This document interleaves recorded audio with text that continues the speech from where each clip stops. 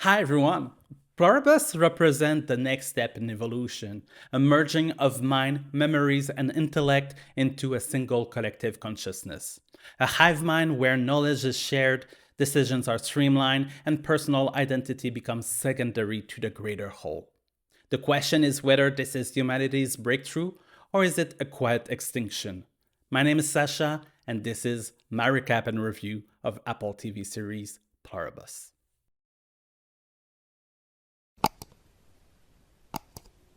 As always, I'm gonna start with a spoiler warning. If you haven't seen Pluribus, I would suggest you to pause this video and go watch the series. Pluribus begins with a mysterious signal arriving from space, a transmission containing a sequence designed to trigger a global transformation. That signal gave rise to a virus, not meant to destroy humanity, but to fundamentally change it. The virus initiates what becomes known as the joining, a process that merges the mind, the memories, and intellect of nearly everyone on Earth into a single collective consciousness. Almost everyone is absorbed into the Hive mind, except 12 individuals.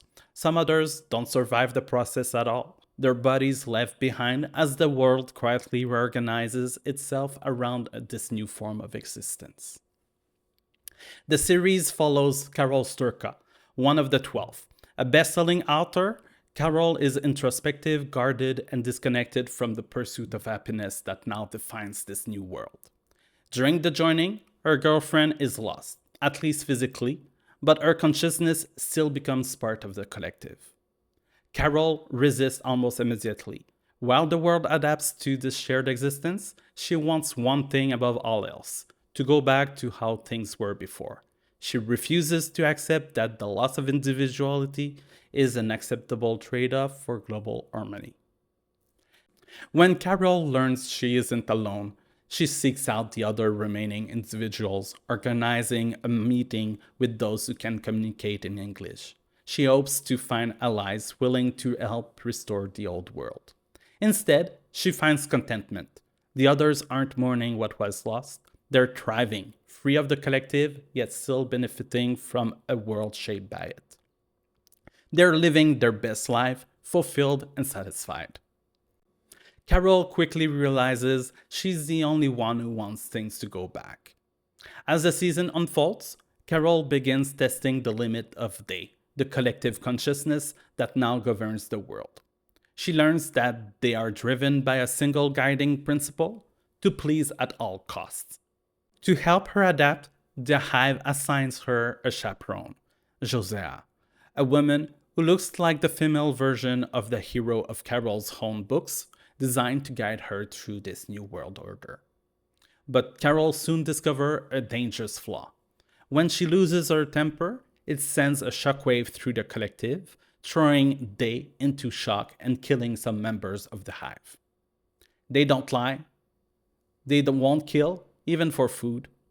Most importantly, Carol discovered that the joining isn't irreversible, at least in theory. It could be undone. The Hive is honest to say that they want the remaining individual to join the Hive, but they can't be forced.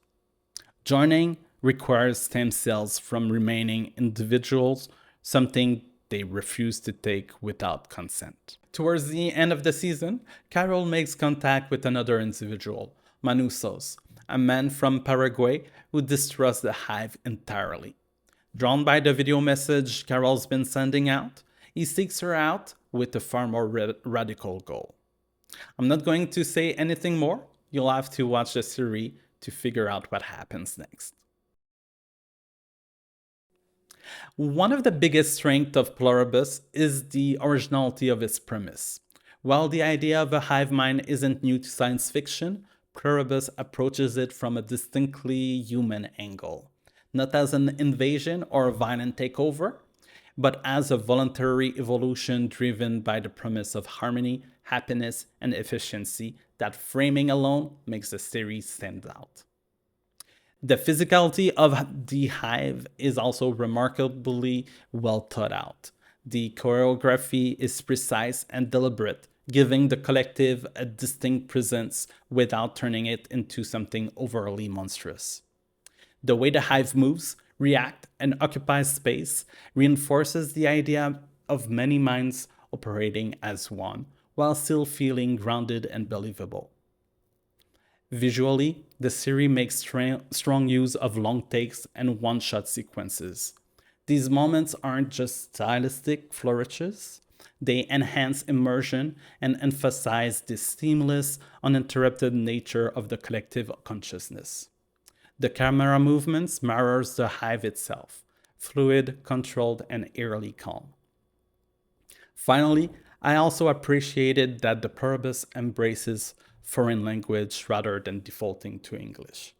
It reinforces the global scale of the story and adds authenticity to the world, making the joining feel like a truly worldwide event.